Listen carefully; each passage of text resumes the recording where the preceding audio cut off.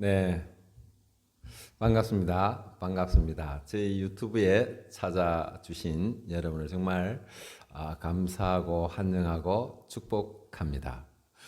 제가 주일날 이 설교를 찍었는데 이게 녹음이 잘 안 돼서 불가피하게 또 이렇게 혼자 제가 여러분 앞에 이렇게 서게 되었습니다. 좀 머쓱한데요. 여러분이 함께 좀 은혜를 나누는 시간을 가졌으면 좋겠습니다.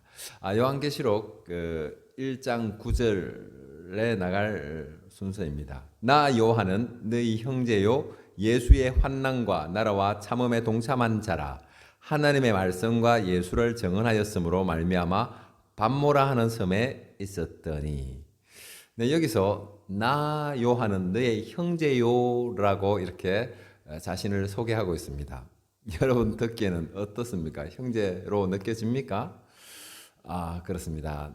네, 우리는 주님 안에서 한 형제요, 한 가족입니다. 어쩌면 그 혈연 공동체보다도 더 친밀하고 끈끈하고 더 오랫도록 함께 해야 할 그러한 그 보혈의 가족이죠, 우리가. 그래서 보혈 공동체라고 우리가 할 수가 있습니다.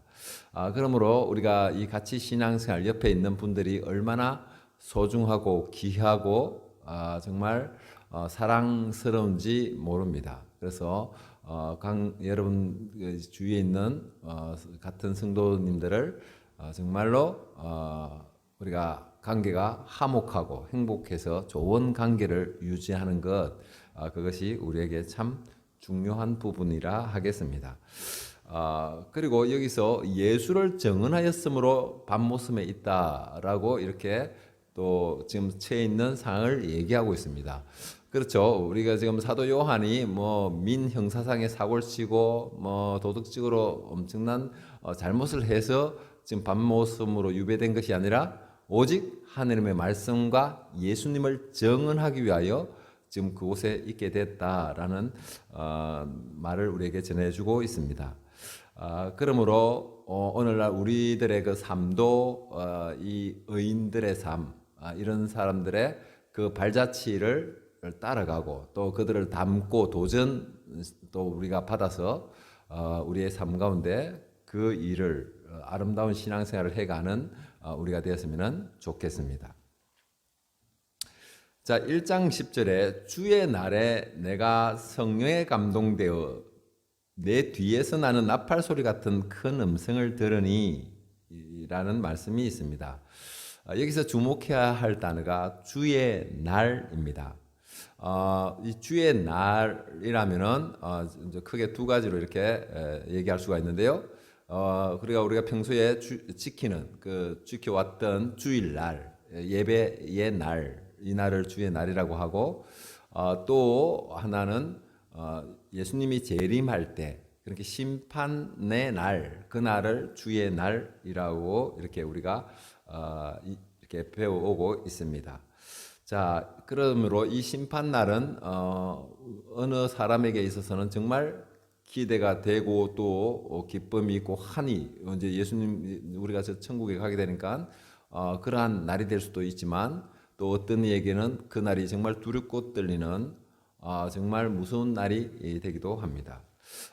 그래서 우리 지금 이 시청하시는 분들은 미리미리 우리가 잘 준비하여서 그 날이 정말 기쁨의 날, 환희의 날, 감격의 날, 감동의 날이 되시기를 축복합니다. 우리가 요즘에 이렇게 다니다 보면은 어떤 말을 듣냐면요, 왜 교회를 다니면서 안식일을 지키지 않으세요? 이런 질문을 혹시 받아보셨습니까? 제가 한 달 전인가 그 질문을 한번 받았습니다. 이런 질문을 받게 되면은 저들이 진짜고 우리는 가짜가 뭐 이런 생각을 하는 사람은 없을 것입니다. 왜냐하면은 우리가 오랫도록 전통 교회에 다녔고 우리가 진짜라는 것을 우리가 또 많이 우리가 배웠고 또 그들과는 완전히 구별되고 우리가 대단한 자부심을 갖고 있기 때문에 뭐 그런 거에 대해서는 자유하겠습니다만은 그 말을 들으면 왠지 또 좀 뭐 머쓱해지고 자들이 그럼 신앙생활 바로 하는 거 아니가? 우리가 뭐 잘못하고 있는 거 아니가 뭐 이런 위축될 수는 있어요. 왜 어떨 때요?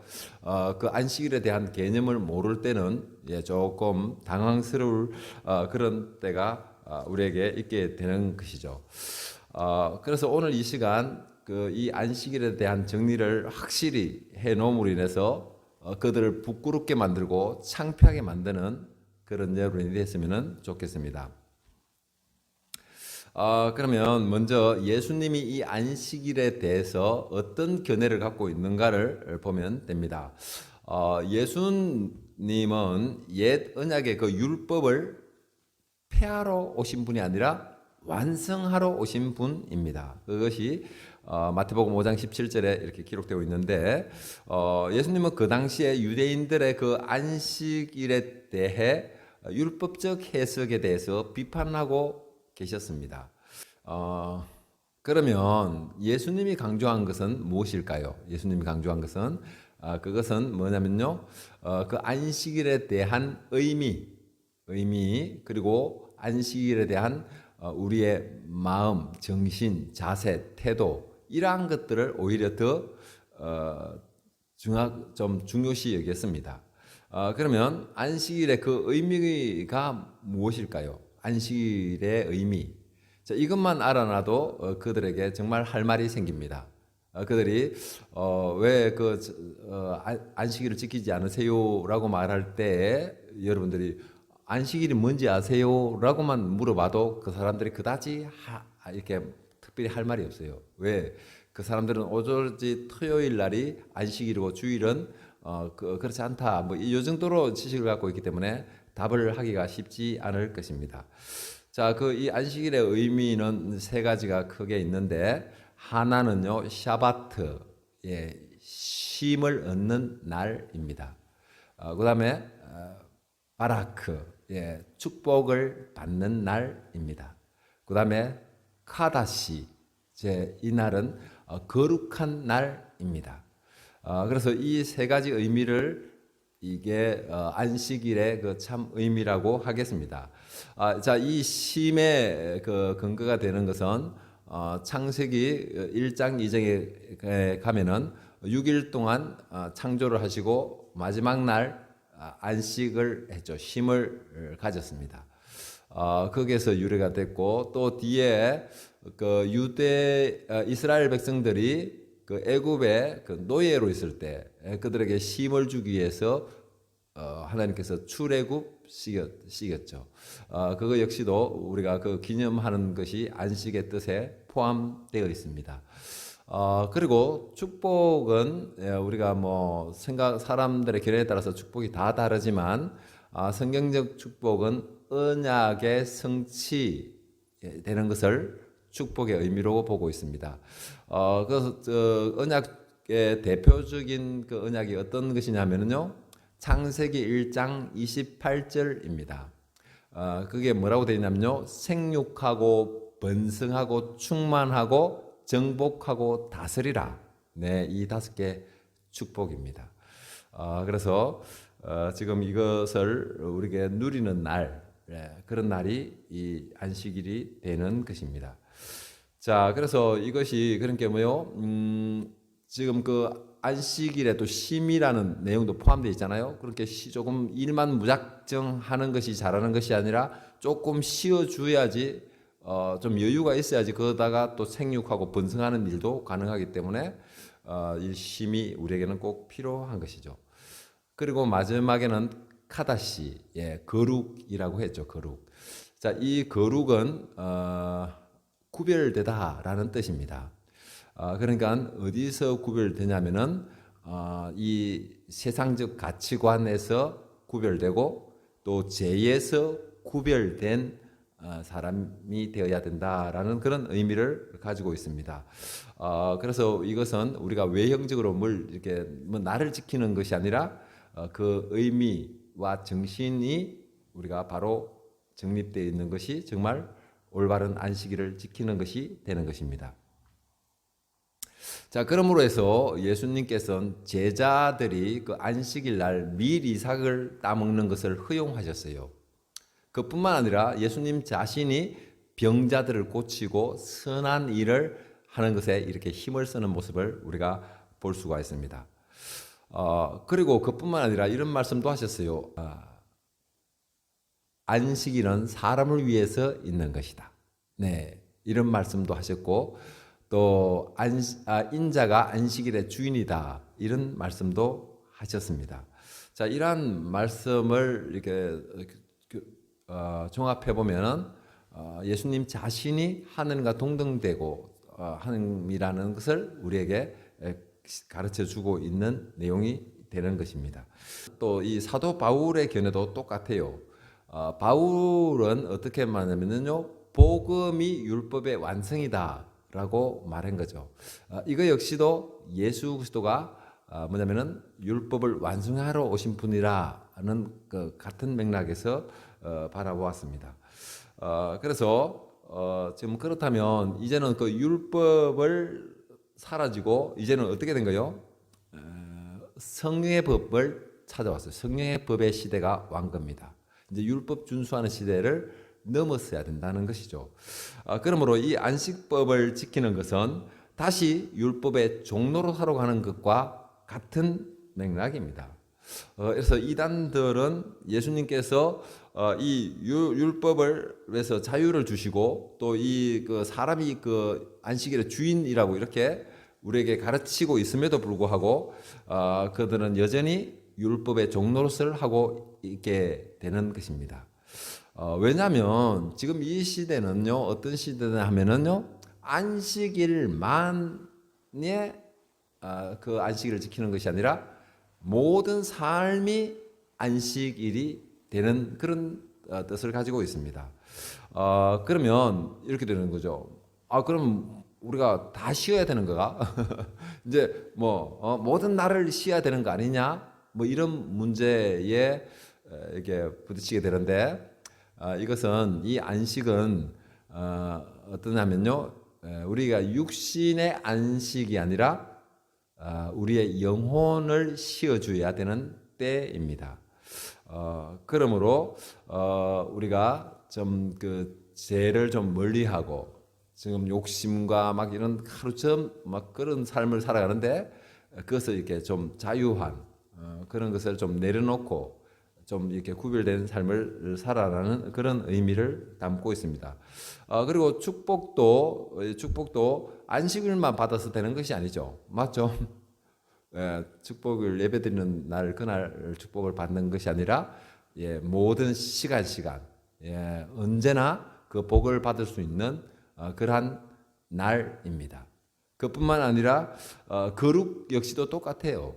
거룩도 우리가 구별돼야 되는데 안식일만 구별되는 것이 아니라 삶 가운데서 이 세상 가운데서 그들의 생각과 우리의 가치관과는 좀 구별되어야 된다는 것입니다. 그러면 예수님은 우리의 의가 바리새인들의 의보다 나아야 한다라고 이렇게 말씀하고 계십니다. 그러면 이 유대인들이 지금 그 지키는 그 안식일 어느 정도로 지키는 거 아십니까? 그 안식일이 되면요, 성강기에서 그 보단 누르는 거 있죠. 아주 별깔이잖아요. 그거 누르는 거 역시도 하지 않습니다. 그것도 큰 일이라고 해서 안 해요. 그러면 그들은 어떻게 그러면 집에 들어가고 나가고 하냐면은 이게 자기들이 뭐 20층 하고 눌러가고 올라가는 게 아니고 그 요새는 문명이 발달해 가지고 칸칸이 서게 돼 있어요. 1층, 2층 이렇게 쫙 서기 때문에 자기가 언제든지 타고 근데 좀 속도가 늦는 거죠. 그 대신에 그래서 안식일에 뭐 그렇게라도 하는 것은 그들에게 있어서 감사가 되겠죠. 그뿐만 아니라 예를 들어서 안식일에 냉장고 선이 빠졌어요. 그러면 그것을 꼽는 것도 어떤 게 되죠? 일이 되는 겁니다. 그래서 그날은 그런 행위까지도 정말 절제 않은 엄청나게 이 안식일을 지키려고 몸부림치고 있습니다. 자, 그런 상황이 되면 정말 난처하겠죠. 음식도 다 상하게 되는데 그러니까 그것이 뭐 이제 다른 그 지나가는 이방인들을 불러서 그것을 꼽든가 아니면 음식을 섞든가 뭐 그렇게 팁 부분까지는 제가 잘 모르지만은 그렇게 엄청나게 지키고 있어요. 왜요? 그들이 아직까지 율법에 묶여 있기 때문에 그렇습니다. 그러므로 예수님께서 그들을 비판하는 것입니다. 율법을 지키려고 노력하는 것은 있으나 실제상으로는요, 이 마음 안에 있는 이 사랑이나 남을 향한 긍휼히 여기는 마음이나 이런 것은 없어요. 그냥 형식에 이렇게 집착을 하고 있다는 것이죠. 그렇게 되면 뭐죠?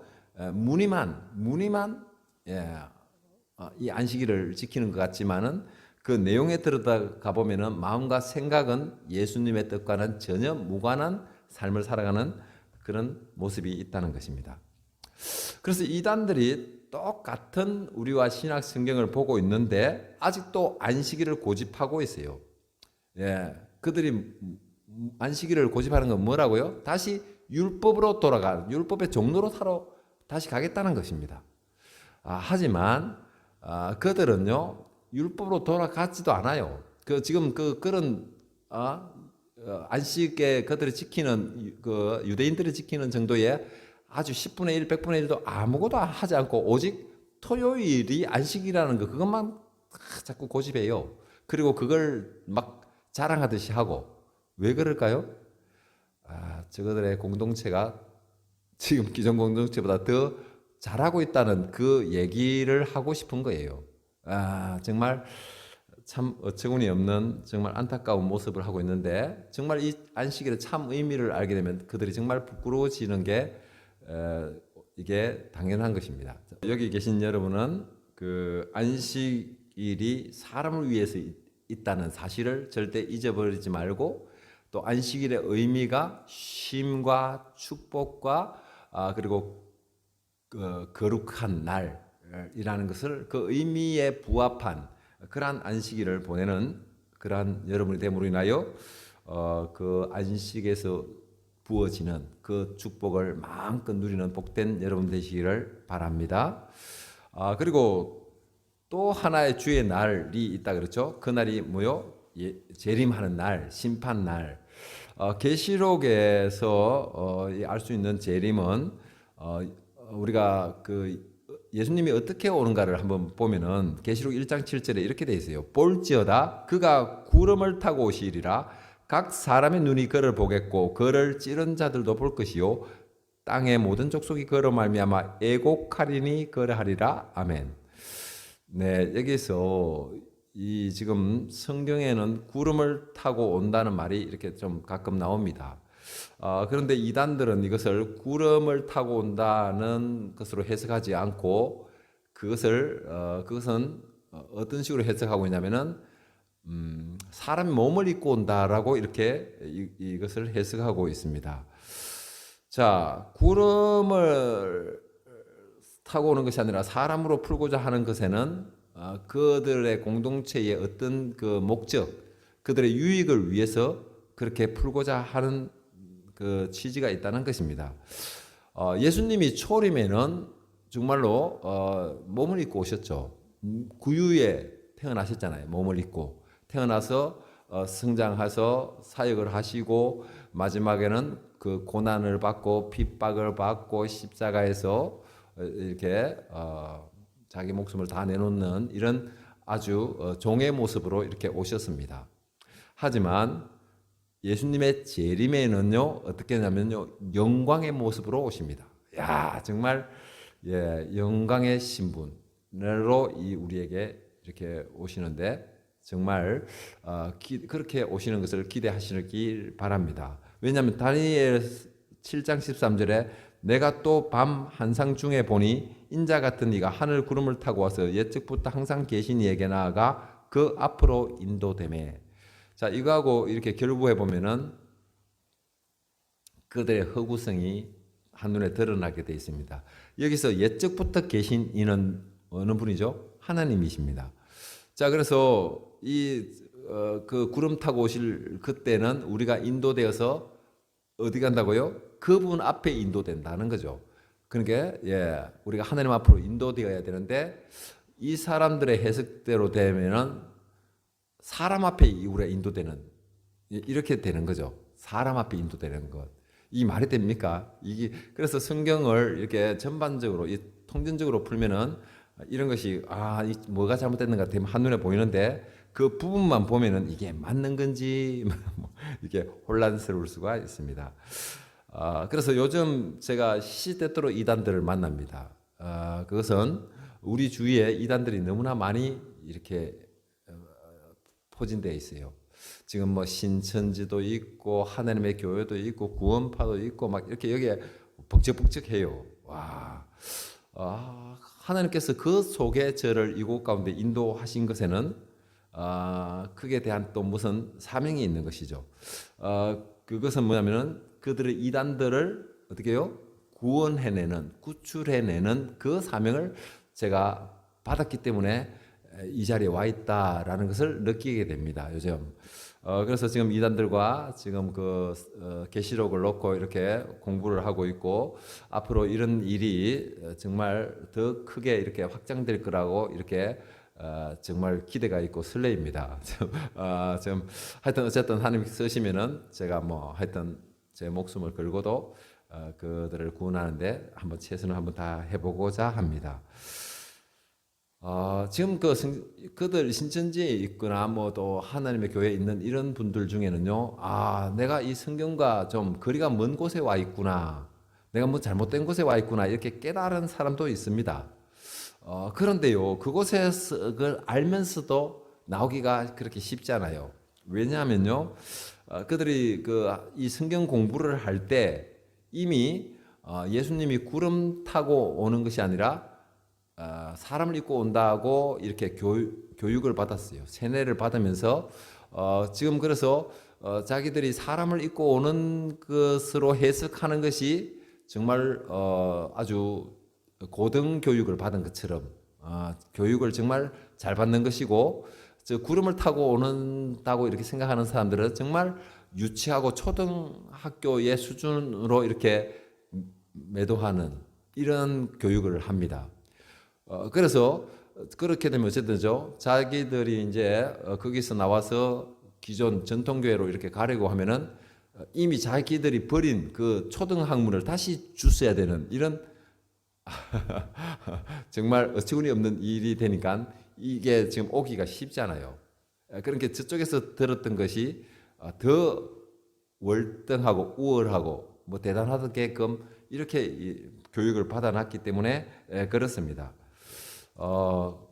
그래서 우리가 뭐냐면요, 더 많은 그 성경적 지식을 확보해서 그들의 그 허구성을 지적해줘서 그들의 나올 수 있는 데다가 우리가 도움을 줘야 됩니다. 그리고 또 나오지 못하는 이유가 또 하나가 뭐가 있냐면요, 그들이 거기서 막 10년, 20년 그것을 사역을 하고 섬긴 그런 사람들이 많아요. 그러다 보니까 자기 위치가 있는 거예요. 많은 사람들 앞에서 이렇게 그들을 가르치고 막 이렇게 직함의 대우를 받고 예우를 받고 이랬던 그런 모습들이 있는데 만약에 내가 거기에 나오면 어떻게 되는 거죠? 이제 완전히 그냥 의미 없는 공허한 이런 허탈한 이제 뭔가 새롭게 뭘 어떻게 시작하지 이러한 그 현실의 막막함 때문에도 못 나오는 사람도 있습니다. 하지만 이제 막 들어가고 뭐 한 3년 차 이런 사람들은요 아무 직함도 없고 뭐 없어요. 그러니까 어째요? 그 이단 상담소 같은 데 가면은요 94%인가 제가 정확하게 모르겠지만은 그 많은 사람들 그냥 다 나옵니다. 그냥 왜? 이 대부분 이 거짓되다는 게 이게 판명이 되기 때문에 나오는 거죠. 그래서 그들이 나와서 하는 말이 대다수의 공통적으로 하는 말이 이겁니다. 내가 성경을 조금만 자세히 봤어도 내가 그런데 그 시간 낭비하거나 엉뚱한 짓을 하지 않았을 건데 이런 아쉬움을 말하고 있습니다. 그래서 여러분이 성경을 조금만 자세히 보면은 그런데 우리가 속지 않고 우리가 기존 교회를 잘 다닐 수가 있는데 그들의 말만 듣고 그냥 쭉 따라가 버리니까 그런 엄청난 일이 일어나는 것입니다. 그래서 이단에 계신 분들에게 지금 간절히 소망하는 것은 지금 다시 오늘 이 시간을 통해서 전통교회로 이렇게 진짜로 정말 우리의 구원주 되신 그분을 만나서 이렇게 나오셨으면 좋겠다는 바람이 있고요. 또 여기 지금 이 시청을 하는 여러분들은 지금 구름을 타고 오실 그분, 예, 영광스러운 그분을 기다리는 마라나타 주 예수여 오시옵소서 하는 그러한 소망을 가지고 지금 현실을 잘 견디고 버팀으로 인하여 구원의 백성, 저 천국으로 가는 그런 모든 여러분 되시기를 축복합니다. 자, 그리고 1장 10절에 보면은요, 그래서 나온 주의 날은 어떤 날이냐면은 우리가 지키고 있는 이 예배의 날을 의미합니다. 그래서 지금 1장 10절에 어떻게 했냐면 그 주의 날에 내가 성령이 감동되어, 지금 사도 요한이 성령에 감동되었다는 것이죠. 자, 그 성령에 감동된 날이 무슨 날이라고요? 네, 주의 날. 그렇습니다. 주님은 시공간을 초월해서 역사하시는 분입니다. 예, 부소부재하시고 그런 분입니다. 하지만 사도 요한은 특별히 무슨 날? 주일날 이러한 감동을 받았다는 것입니다. 그러니까 무엇을 말하냐면 사도 요한이 유배되어 있는 상황이 되었지만 어떻게 했다고요? 주일날은 정말 거룩한 모습으로 깨끗하고 정결한 모습으로 하나님을 사모하는 마음으로 그날을 임했다라는 것을 우리가 짐작할 수가 있습니다. 저도 한때는요, 제가 딱 한 번 제가 어디가 몸이 불편해서 병원에 입원해 있었습니다. 그 주일날 제가 교회를 갈 수 없는 상황이 돼버렸어요. 그래서 이거 참 그때부터 좀 이거 참 당황스럽고 그래서 기도를 한 결과 지금 그 병실 그 자리를 예배의 처소로 만들어야 되겠다고 해서 깨끗이 저도 막 몸 씻고 또 옷을 가다듬고 정리도 하고 깨끗하고 성경을 갖다 놓고 그때 당시만 해도 이 유튜브 이런 게 발달되지 않았어요. 그러니까 제가 뭐냐면은 어떤 방송을 통해서 예배를 했는데 그때 수영로 교회의 그 설교를 제가 보았습니다. 무엇을 말하고자 하냐면은 이 주일날이 정말 더 많은 하나님의 감동을 받는 날이고 더 많은 깨달음을 받는 날이고 더 많은 기름 부음을 받을 수 있는 날이고 더 많이 하늘과 친밀해지는 날이고 더 많은 성령 충만을 받을 수 있는 그 날이 바로 주일이라는 사실입니다. 그래서 여러분이 주의 날을 정말 일주일에서 정말 최고의 날입니다. 여러분들이 이러한 개념으로 예배를 참여하게 되면 은혜가 좀 보다 많은 은혜를 받을 수 있는 그 일이 가능해지는 겁니다. 여러분의 그 중심을 주님께서 다 보고 계십니다. 여러분의 심령이 가장 깨끗하고 정결할 때 주님의 은혜, 주님의 기름 부음이 이게 주님의 은혜가 막 가득히 부어진다는 사실을 아시고 그러므로 이 날을 정말 사모함으로 기대함으로 주님의 내 마음 가운데 찾아오시기를 간절히 그분을 초청하는 그러므로 인하여 성령의 감동을 받는 그러한 주인공이 되시기를 축복합니다. 자, 여기 마지막으로 짚어볼 것은 계시록 1장 10절에 나팔 소리와 같은 큰 음성이라고 말하고 있습니다. 출애굽기에 모세에게 나타날 때도 그 나팔 소리가 울렸어요. 이 나팔 소리는 뭐냐면 하나님의 현현을 나타내는 소리입니다.